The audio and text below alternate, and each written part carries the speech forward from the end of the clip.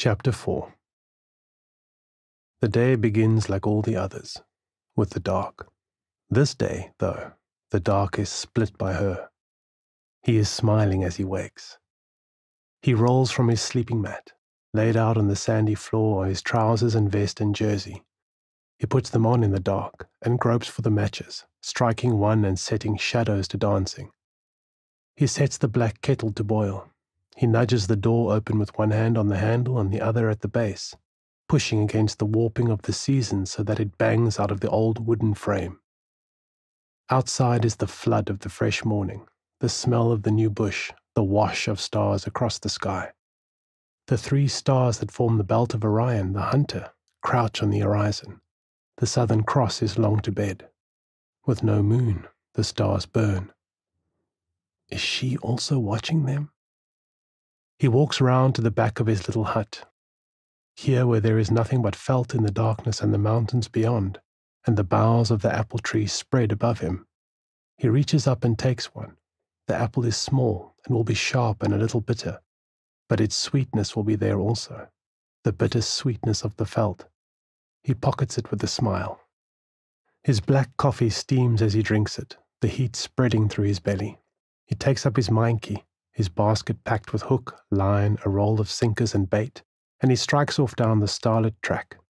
Sand and grit crunch between his bare toes. Is she awake? Where did she sleep? He remembers where they slept, in her cave, past the dark one keeping guard whom she merely touched to sleepiness. He's just hungry, she'd said, and showed him her sanctuary, the cave painted with clams, each carrying a pearl, the flume that led to the surface and a glimpse of the heavens, that chimney that so many times he had seen ignite with spray on wild days. He remembers the warmth of being there with her, the wonder of that flame within her breath heating him from the inside, and her touch, her skin, smooth and sleek and wound around him, her cheek, her ear, her hot mouth, her eyes. God, he shouts, raising his arms in happiness as he turns down to the beach and his little boat waiting. Her mouth!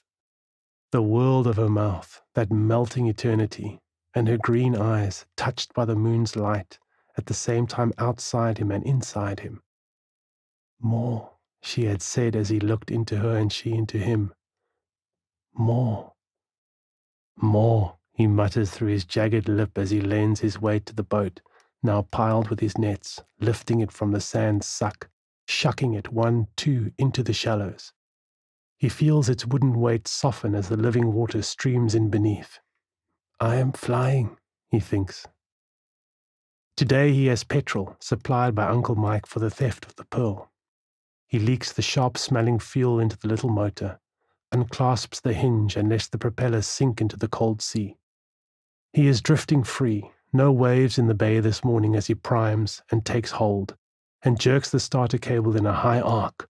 1, 2. The little motor clatters, and the propeller spins, and he turns it to the east where there is still no sun. He glides out of the bay on water so clear that the stars are both in the heavens and the ocean below. Orion wheels on the water, hunting his ever-running prey. This morning there is no horizon. Water and sky are one. But by 11, morning is a distant memory, as is happiness. The sun is high and the day is hot. He has caught nothing. He has laid his nets in 3 sweeps already. The ocean is not speaking to him. There is no grace today, and there is no her. He has anchored in the northern channel twice, probing for harde with unweighted bait on the surface, letting the current carry his traps in shallow lines, and deeper with lead twisted above the hook, searching for heavier and slower prey, and still nothing. The day is clear, but the water is not. Red today, the color that heralds hot and heavy wind coming. He cannot see the fishes below, and their talk is scattered, broken apart ahead of the coming weather. He looks out toward the finger of the sentinel. Is she there? Although the fish are not hungry, he is. He would dive, but he cannot see. He would not face the dark one without her. He looks up to the sun, burning not far from noon, and he scowls. Automatically he casts a line, trawling near the surface with sun-warmed bait, even though he knows nothing will bite. Yerk! He is up in an instant, whipping the line with an instinctive strike, angling for the jaw side, willing the hook to sink into flesh. But no, the line floats free. Damn it, he mutters into his sparse beard, once again sitting on the gunwale, his green oilskin squeaking against the chipped wood and pulling across the tops of his boots. What kind of fish? It felt like a big hudder, but struck like a bottom-swimming fish. In frustration, he shakes his head, muttering into his T-shirt, his eyes watching the sentinel and willing her to appear as he pulls the line in, hand over hand. Yerk! He's up, striking left this time, working the fish with all his guile. Sing! It's on! The line strafing through the water, cutting down on his fingerlappie, his finger rubber, both hands up and plucking the lasering wire to control the fighting fish. Redwater fish! Big fish! He sits back, his boots wedged against the little boat's walls, and as his right hand frees, he reaches down to grab a tail of sacking, not breaking his rhythm, the line biting into him. Hold it! He mutters, realizing the fish is above the 10-kilo thread. He relaxes the pull, giving the creature some leeway, and immediately the thread is plucked from his hand, and with it his spool jumps after it, catching and kicking up near the gunwale. He heaves for it, trying to catch the little block of wood, but no, it bounces and spins for a moment above the water, and then it's gone, into the red and under. He watches it go, trailing bubbles. He shouts in anger, raging in the little boat, beating his cutting board with his bleeding hand. He knows where the anger lies. His stupidity. He hadn't secured the line. He was fishing for nothing, hoping for something. Dom, he curses. Stupid fish. He puts his hands to his face, everything hot and red behind his closed lids. Where is she? And in the red rage, suddenly a new sound. Laughter.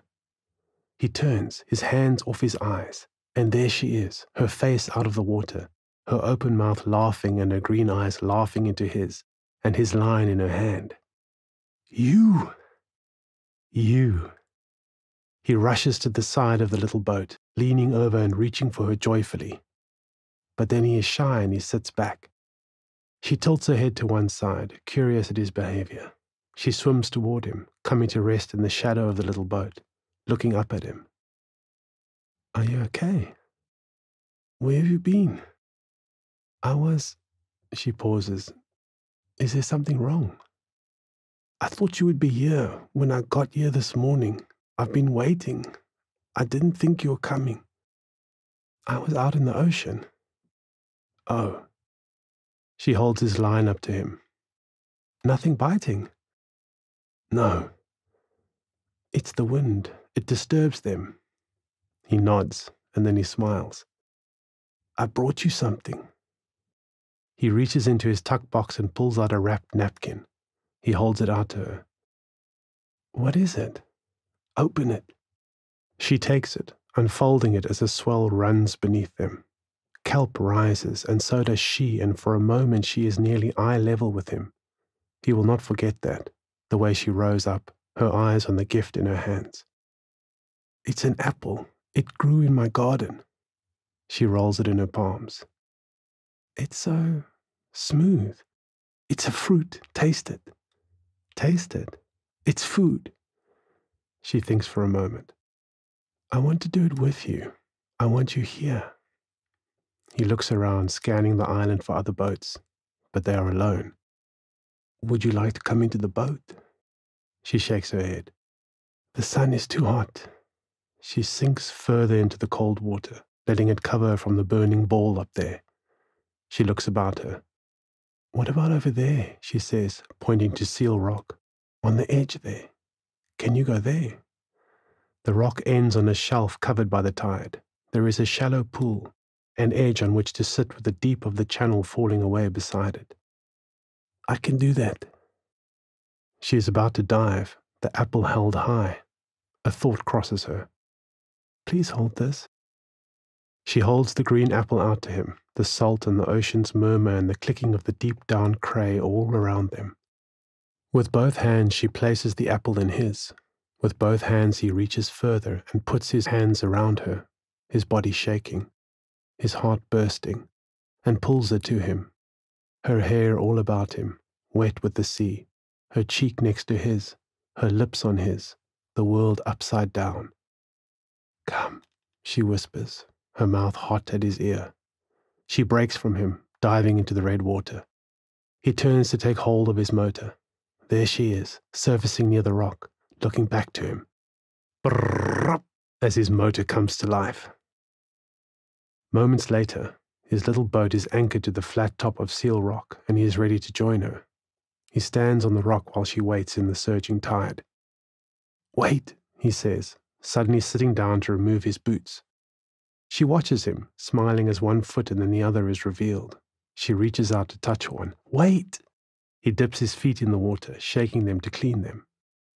She takes one in each hand. He sits forward to the edge of the swirling tidal pool so that she can take his ankles too. She kneads them, feeling the ankle joint and the extension of bones into the foot, taking each toe in her fingers. She looks up to him and giggles.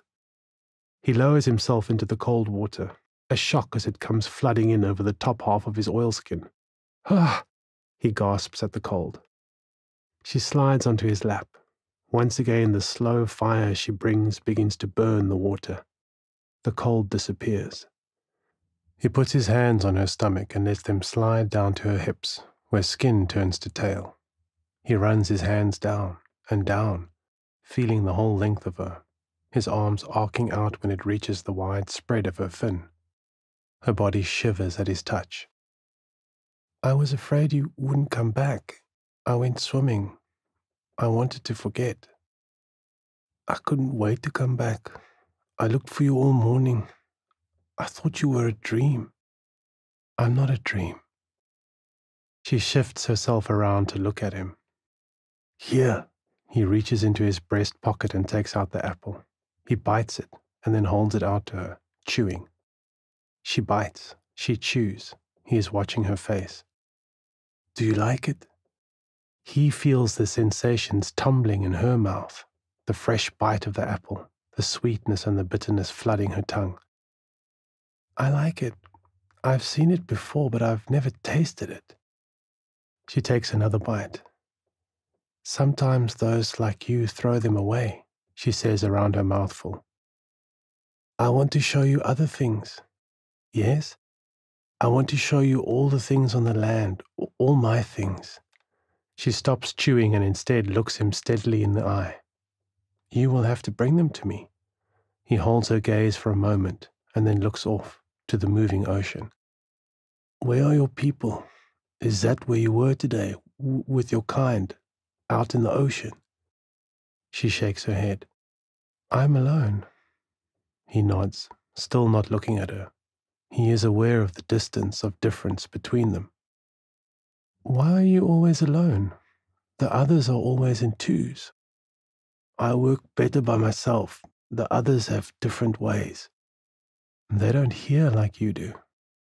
"No." "Why can only you hear us?" "I don't know." "I've spoken to you before, but you didn't know it." "I did know it," he says, suddenly smiling wide. "I've heard you laughing. I did not know what it was, but now I know. I cannot explain the sea." She puts her hand to his cheek.